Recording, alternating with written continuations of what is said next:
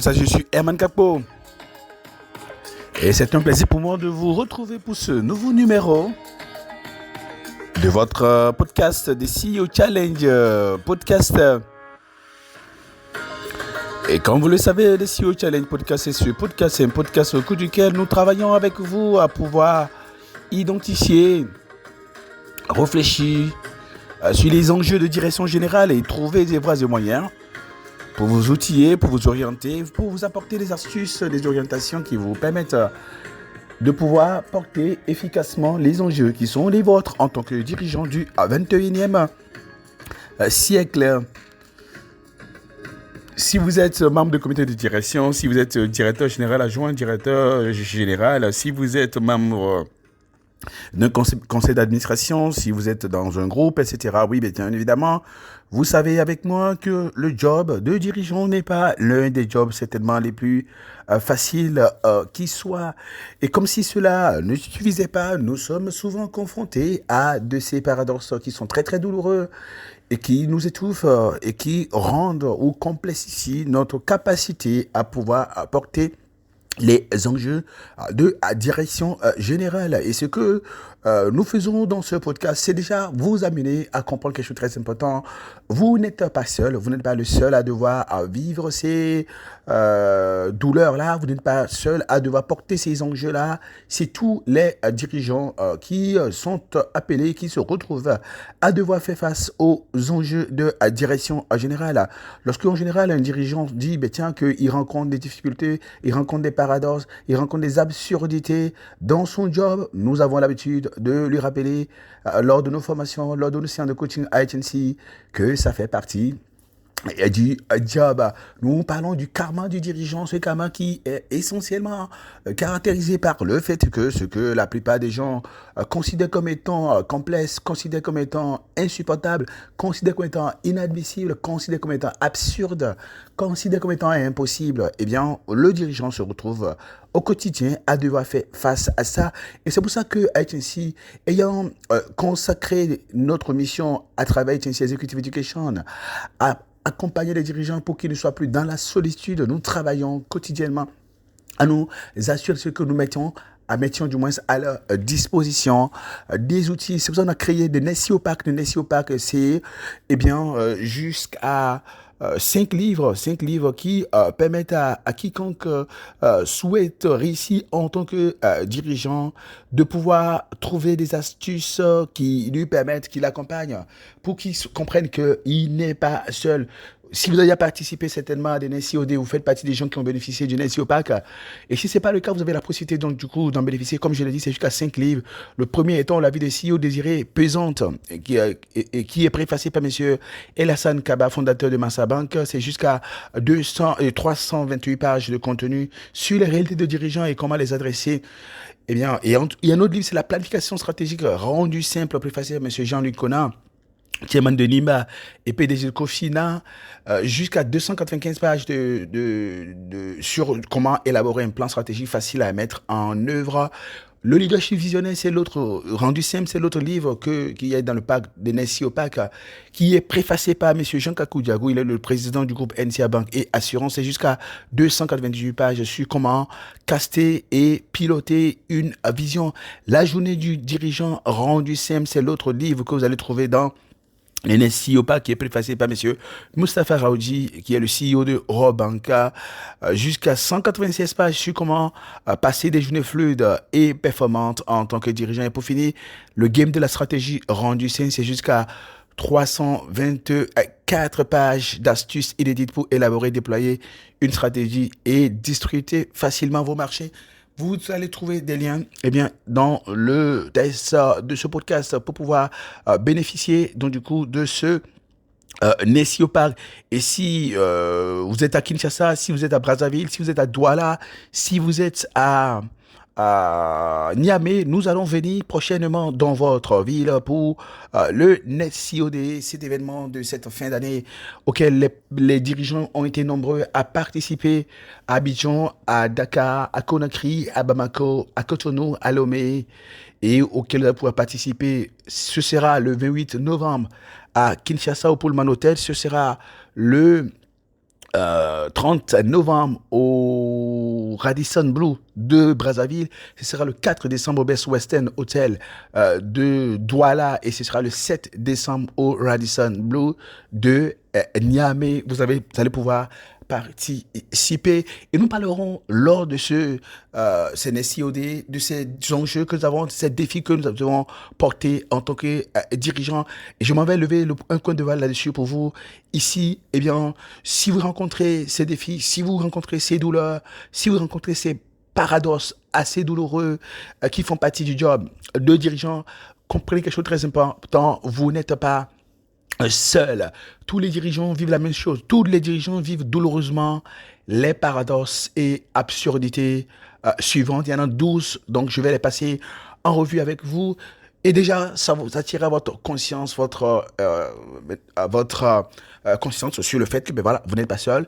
Et nous allons voir ensemble comment s'ajuster, comment se repositionner, comment se reprogrammer mentalement, émotionnellement, je dirais même intellectuellement, pour ne pas être choqué, pour ne pas être dans la douleur, la solitude quotidienne. La première des choses, c'est que lorsque vous êtes un dirigeant, vous serez constamment en contradiction avec vous-même.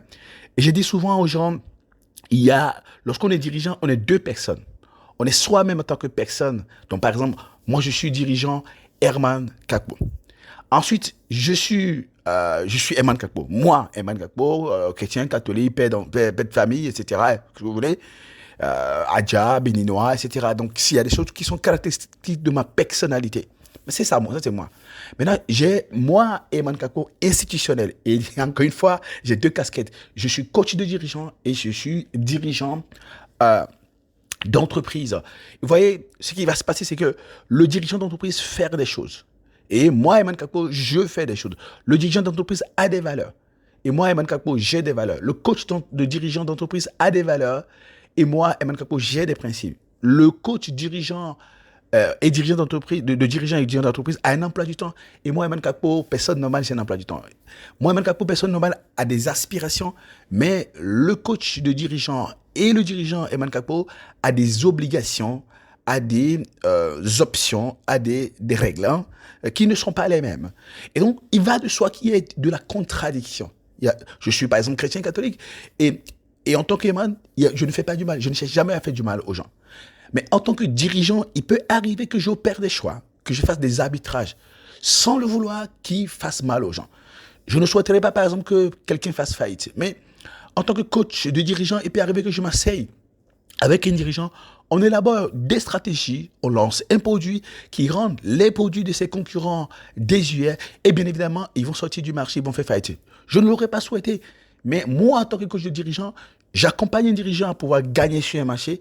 La conséquence peut être parfois que une entreprise concurrente fasse faillite et que ses collaborateurs se retrouvent sans emploi. Moi, Herman Kakpo, catholique, Herman, avec mes principes, ça, je ne souhaite pas et je ne voudrais pas que les gens perdent leur emploi. Mais en tant que coach de dirigeant, qui aide les gens à élaborer des stratégies, à l'implémenter, à dominer leur marché, en tant que dirigeant, je peux me retrouver à voir les conséquences de mes choix comme étant la faillite, comme étant la perte d'emploi pour d'autres personnes. Et c'est très contradictoire et ça peut être très douloureux. Mais vous savez quoi? C'est ça, d'ailleurs, le job. L'autre chose, c'est que on se retrouve en tant que dirigeant à faire des choix bipolaires et contradictoires. Donc, le dirigeant, il est bipolaire. Il y a lui en tant que personne physique et spirituelle, etc., tout ce que vous voulez, religieux, tout ce que vous voulez. Et il y a lui en tant que dirigeant institutionnel. C'est deux choses complètement différentes. Donc, il peut être très affectueux et très disponible, souriant en tant que personne parce qu'il est en train de manger avec les amis ou avec ses collaborateurs, en train de danser. Et tout de suite, en tant que dirigeant, qu'est-ce qui va se passer? Bon, il opère un choix, il dit, mais c'est pas la personne qui riait tout à l'heure avec nous. C'est assez contradictoire, c'est assez bipolaire, mais c'est parce qu'il incarne deux personnes à la fois. L'incapacité à décider entre des options toutes dangereuses. L'une des choses qui arrive souvent à un dirigeant, c'est que toutes les options qu'il a en face de lui sont très dangereuses. Et il doit choisir entre l'une de ces, tu vois, parmi ces actions, des options. Ça veut dire que, comme on le disait Jean-Michel Cancan, on monte, on descend, un cadavre doit mourir. Ça veut dire que quel que soit le choix que le dirigeant va opérer, quelqu'un aura mal. Quelqu'un va avoir de la douleur, il aura mal lui-même. Il se retrouve dans la contradiction avec lui-même. Si vous vous retrouvez souvent à devoir choisir entre le douloureux et le douloureux, le dangereux et le dangereux, l'incompréhensible et l'incompréhensible, l'absurde et l'absurde. Ne vous en faites pas, ça fait partie du job et c'est ce qui arrive souvent à la plupart des dirigeants. Vous n'êtes pas seul. Vous avez juste à comprendre que, ben tiens, ne pas décider, c'est décider. Et puis, quand vous avez à choisir entre deux douleurs, regardez quel est le résultat que vous voulez produire. Ce qui va dicter le résultat, le choix à opérer, c'est le résultat à produire. Donc, quelle est la décision, quoique douloureuse, qui conduira, n'est-ce pas, à produire du résultat. La vanité stratégique fait partie des contradictions, des douleurs que les dirigeants sont parfois obligés, se retrouvent à devoir vivre. C'est-à-dire qu'ils font le maximum qu'ils doivent faire, mais ça ne marche pas. OK, mais on dit souvent, lorsque vous faites ce que vous avez à faire, que ça ne marche pas, allez vous asseoir, refaites le diagnostic stratégique, regardez à nouveau, remettez en cause vos postulats de départ, revoyez, entendez ce que le marché vous dit, entendez ce que les clients vous disent, entendez ce que la réalité vous dit, soyez factuel, collectez les données, élaborez une nouvelle stratégie, faites-vous accompagner si possible pour élaborer une stratégie nouvelle qui va vous permettre donc du coup de produire du résultat. L'obligation de faire les choses avec lesquelles on n'est pas à l'aise, tu vois, devoir virer les gens, c'est quelque chose avec laquelle moi je ne suis pas à l'aise, n'est-ce pas? Devoir arbitrer entre deux paiements, c'est quelque chose avec lequel je ne suis pas à l'aise. Devoir arbitrer entre participer à un anniversaire d'un parent, d'un ami, de mes enfants, de mon épouse, etc. Devoir arbitrer et devoir fermer les yeux là-dessus et dire je vais en voyage, ben tiens, c'est pas quelque chose avec laquelle je suis à l'aise, mais ça fait partie des choses que le dirigeant est obligé de faire. L'obligation d'accepter les douleurs qui vont avec la fonction. Et Dieu sait le sait, il y a autant de douleurs quand les créanciers crient sur vous, quand les clôtures crachent sur vous en démissionnant, quand tout le monde pense que vous ne faites pas bien la chose. N'oubliez pas quelque chose de très important, quand le coup vient de derrière, quand on vous critique, c'est parce que vous êtes devant. En Côte d'Ivoire, on dit on ne laisse pas caillou là où il n'y a pas oiseau. C'est là où, parce que vous êtes le dirigeant, c'est parce que vous êtes devant, c'est parce que c'est vous qui êtes sous le feu de la hampe, c'est vous qui tenez la barre. Et c'est pour ça que vous êtes critiqué, vous n'avez pas à vous en faire du tout. L'obligation d'accepter les humiliations qui vont avec la fonction, j'en ai parlé tout à l'heure. La fonction est très humiliante, que ce soit en conseil d'administration, que ce soit au moment où vous ne pouvez pas honorer un engagement, la trésorerie est tendue, etc. Vos objectifs ne sont pas atteints. Vous allez devoir dire à vos enfants que vous n'allez pas pouvoir être à la hauteur d'être présent pour eux, etc. Et on vous critique, on vous traite de tous les mots. Eh bien, ça fait partie du job. Et il vaut mieux se préparer et ne pas être choqué. L'obligation d'accepter les pressions qui vont avec le job. Il y a tellement de pressions qui vont avec ce job. Vous finissez avec une pression, vous pensez que c'est terminé, et il y a une autre pression qui vient à nouveau. Vous pensez que parce que vous avez géré la livraison avec au client, et c'est bon, mais tiens, il faut de la pression pour faire le recouvrement. Vous finissez de faire le recouvrement et vous vous rendez compte que vous n'en avez pas assez pour pouvoir prépayer les fournisseurs, honorer vos échéances à la banque, ainsi de suite. Et ça se passe comme ça tous les jours. Et il y a les partenaires, il y a la réglementation, il y a le régulateur. Autant de choses qui parfois peuvent mettre vous, le dirigeant, en contradiction à vous-même. Et je sais que ce n'est pas facile, ce n'est pas du tout évident, mais comme vous le savez maintenant, ça fait partie du job. L'obligation de choisir entre ce qui est injuste et ce qui est absurde. L'obligation de choisir entre ce qui est injuste et ce qui est absurde. Donc, vous voyez par exemple, vous êtes un dirigeant. Et pour que vous puissiez redevenir à nouveau rentable, vous devez réduire les charges. Vous voyez, réduire les charges ou vous n'allez pas être rentable. Si vous refusez de ne pas être rentable, c'est absurde. Très bien. Alors, donc du coup, si vous décidez de ne pas opérer les choix, de diminuer le personnel, par exemple, de réduire les charges, et vous, pour ne pas être rentable, et vous vous trouvez être rentable, à ne pas être rentable du moins, c'est absurde. En revanche, ça va peut-être paraître injuste de devoir dire à 2 ou 3 personnes qui sont avec vous depuis plusieurs années que vous allez devoir mettre fin à leur contrat. Mais le dirigeant doit choisir entre l'absurde et l'injuste. Et parfois, ce n'est pas toujours évident. Si vous êtes dirigeant et que cela vous arrive, ne vous en faites pas. Cela fait partie du job. Le dirigeant doit choisir entre la vérité et l'économie de vérité. Parfois, il est obligé d'être silencieux. Dire la vérité ne peut pas l'aider. Du moins, va donner une bonne image de lui. Mais se taire peut-être va pouvoir l'aider et il ne sait pas quoi faire. entre avoir une bonne image et ne pas atteindre les objectifs, et dire la vérité et rater les objectifs, c'est terrible pour le dirigeant. L'obligation de choisir entre le mensonge qui fait gagner du temps et la vérité tragique. Il y a par exemple des informations, si vous les communiquez, eh bien par exemple, vous allez peut-être être déféré, on va dire comme ça, vous allez peut-être être sous administration provisoire, les contrats vont être annulés. En revanche, si vous ne dites pas la vérité, vous allez gagner du temps, le temps de corriger les anomalies. Par exemple, il y a des provisions à passer et vous dites, OK, si nous passons la provision tout de suite, et si nous montrons la provision à passer, tiens, nos ratios ne seront pas intéressants et peut-être que nous serons sous administration provisoire. Mais, OK. Mais si vous décidez de ne pas les passer, vous allez gagner du temps. Peut-être qu'entre temps, il y a des reprises de provisions qui vont améliorer les ratios ou les ratios. Mais de toutes les manières, le dirigeant et les dirigeants se retrouvent. La fin d'année arrive là, ils vont se retrouver, vous allez vous retrouver, donc du coup, coincés ainsi. Ne vous en faites pas, ça fait partie du job. L'obligation de trancher entre l'incorruptibilité et la réalisation des objectifs, alors ça fait partie des contradictions dans lesquelles le dirigeant, des dilemmes dans lesquels le dirigeant se retrouve en général. Donc, il y a deux cas. J'ai besoin d'un marché pour atteindre mes objectifs, mon chiffre d'affaires. Si je ne donne pas des pots de vin, je ne vais pas atteindre mes objectifs. Si je donne des pots de vin, je suis désormais incorrompu. Et le dirigeant, il doit choisir entre ces deux-là. Ce n'est pas toujours évident, mais la bonne nouvelle, c'est que nous créons des contenus pour vous. Comme j'ai dit, on a créé le SEO Pack.